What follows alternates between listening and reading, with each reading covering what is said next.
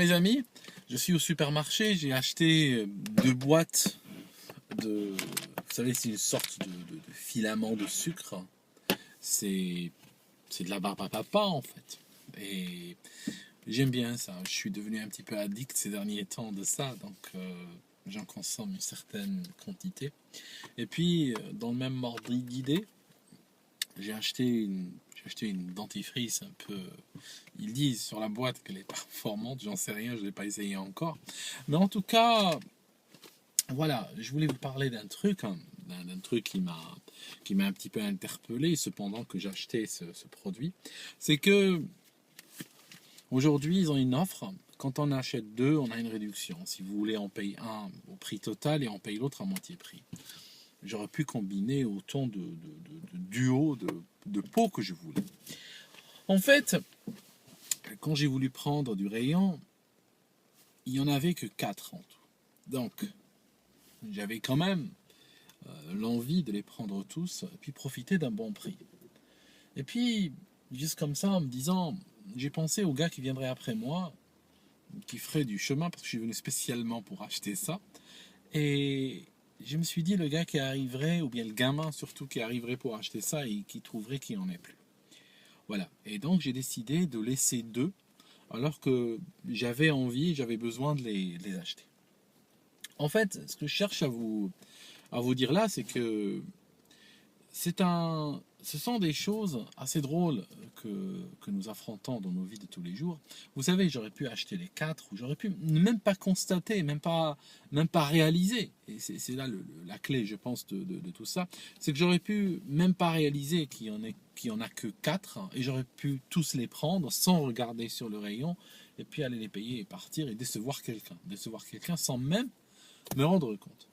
Bien sûr, si tel avait été le cas, je n'aurais pas fait le mal. Ça aurait été complètement. J'aurais agi dans mon plein droit. J'ai de l'argent qui est honnêtement gagné. Je vais au supermarché. Je ne suis pas là pour voler. Je suis là pour vendre des produits qui sont disponibles. Je les prends, je vais à la caisse, je les paye. Je n'ai pas fait le mal. Pourtant, j'ai quand même déçu quelqu'un. Voilà. Ce que je cherche à dire, c'est que souvent, nous décevons les gens, nous faisons mal aux gens sans nous en rendre compte. C'est que là, par exemple, sur ce petit détail de rien du tout, je me suis rendu compte et j'ai pu peut-être mettre un frein à mes appétits pour pouvoir faire plaisir à quelqu'un que je ne connais pas. Maintenant, ce qui se passe, c'est que depuis ce matin, j'ai dû probablement faire mal à plein de gens, décevoir plein de gens, offenser plein de gens, probablement sans même me rendre compte. Et ça, malheureusement, c'est notre vie de tous les jours. Nous sommes un petit peu, si vous voulez, comme une sorte d'éléphant dans un magasin de porcelaine, et puis une sorte d'éléphant un petit peu sourd. Ça signifie qu'il n'entend pas la casse qu'il est en train de faire autour de lui. Puis de temps en temps, il voit un verre, il l'évite, il dit « Ah, t'as vu, j'ai évité celui-là. » Donc c'est à peu près ce que je suis en train de vous montrer ici. Mais c'est bien de s'en rendre compte.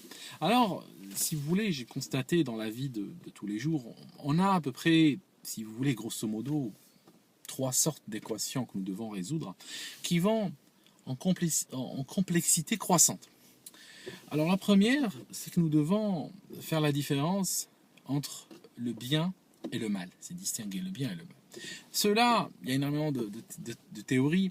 Chez les musulmans, par exemple, il est dit que l'humain peut instinctivement faire la différence entre le bien et le mal. Il a cet instinct qui lui permet automatiquement de savoir si ce qu'il voit ou si ce qu'il fait est bien ou mal. Alors généralement, je préfère dire ce qu'il voit, pas ce qu'il fait. Parce qu'en général, l'humain, quand il est en train de faire quelque chose, son jugement parfois est tellement tordu qu'il a l'impression de faire le bien en tous les cas. Donc, alors que quand il regarde les autres, il est généralement impitoyable. Donc je préfère plus faire confiance à l'humain quand il voit que quand il fait.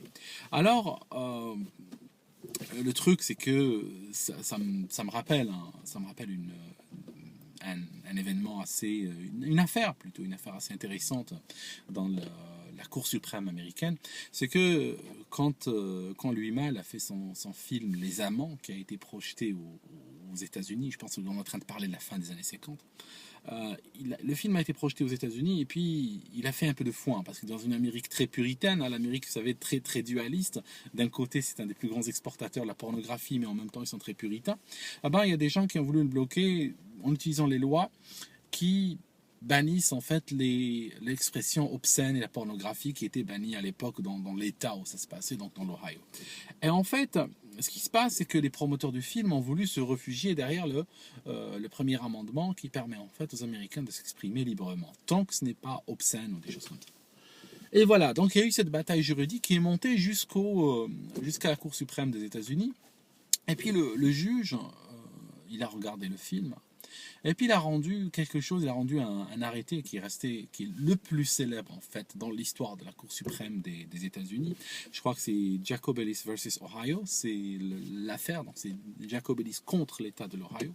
Et en fait, le juge a dit, je n'arriverai pas à définir la pornographie extrême telle qu'ils en parlent, et probablement je serai incapable de le faire. Par contre, quand je la vois, je la reconnais. Et il a dit ce film ne rentre pas dans cette catégorie, donc il a autorisé le film. Mais en fait, cette expression très, très sincère, très honnête et très candide de dire quand je le vois, je le reconnais, en fait, elle a pratiquement fait jurisprudence dans le système de la Cour suprême des États-Unis. Donc en fait, le mal, quand on le voit, on le reconnaît. Mais bien sûr, on peut développer sur d'autres moyens. Mais ça, si vous voulez, c'est l'équation la plus simple qui nous est donnée aujourd'hui. Mais malheureusement, la vie est souvent plus compliquée que ça. Tu n'as pas toujours ce choix entre une situation mauvaise et une situation bonne, et puis tu dois choisir.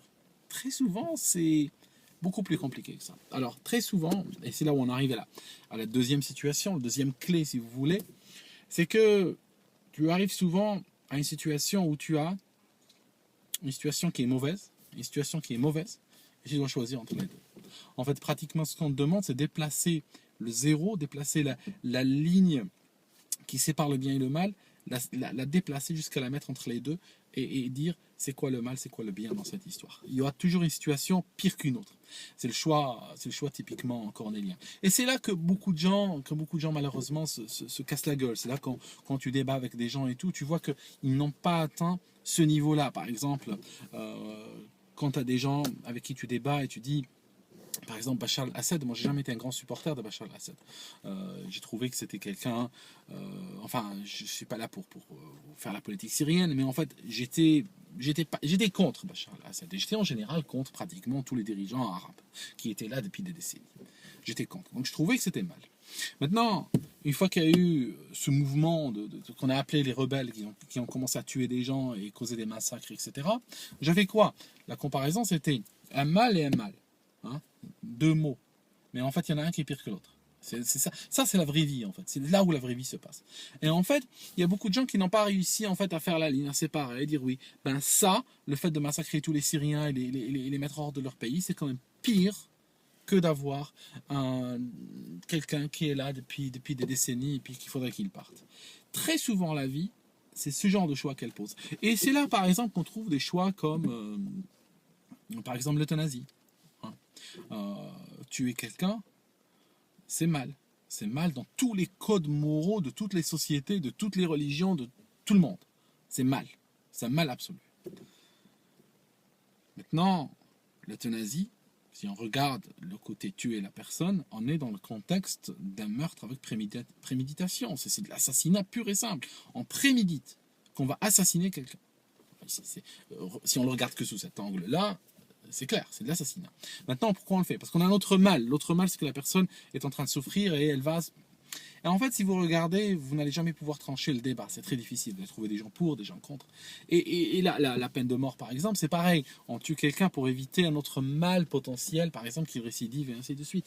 Et c'est vrai que les plus grandes questions de l'humanité et les plus grandes questions, même non tranchées, sont là. Parce qu'il est extrêmement difficile de trancher entre deux situations qui sont mauvaises, mais c'est un devoir de tous les jours parce que souvent, on est obligé de faire un choix. On ne peut pas dire j'évite les deux, on est obligé de prendre un choix.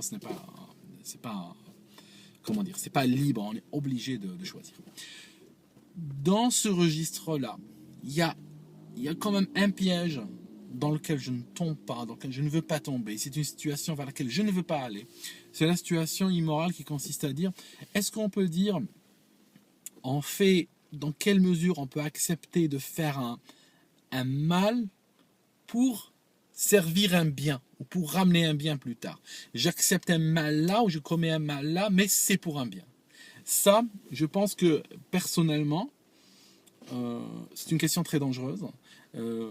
Pour moi, je la refuse complètement parce que on aboutit très vite à des choses horribles. On aboutit à des concepts du genre la fin justifie les moyens et on arrive à peu près à tous les crimes qui ont été justifiés toujours par quelque chose de bien plus tard. Vous ne trouverez jamais un criminel qui commet le crime juste pour que quelque chose de pire arrive plus tard. Ils commettent toujours leur crime pour quelque chose de soi-disant bien dans leur tête arrive plus tard. Mais en fait, ce bien qui arrive plus tard, on ne le voit jamais.